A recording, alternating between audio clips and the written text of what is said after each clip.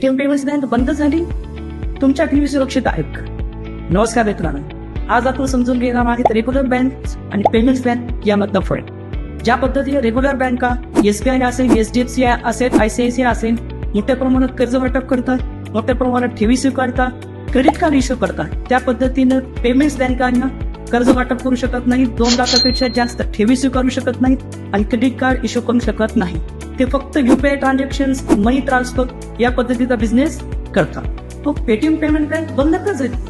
तर त्यामागची कारणं आहेत. एक, RBIने वारंवार गाईडलाईन्स इश्यू करून KYC डॉक्युमेंटेशनचे कंप्लायन्सेस त्यांनी केले नाही. एकच पॅन नंबर हजारो अकाउंट्सला त्या ठिकाणी वापरण्यात आलं. मनी लॉन्ड्रिंग सारखे सस्पिशियस ट्रान्झॅक्शन्स पेटीएम पेमेंट बँकेला ट्रॅक करता आले नाही आणि इंटरनल कंट्रोलमध्ये खूप सारे लूप होल्स असल्यामुळे RBIना ही कारवाई त्या ठिकाणी करावी लागली.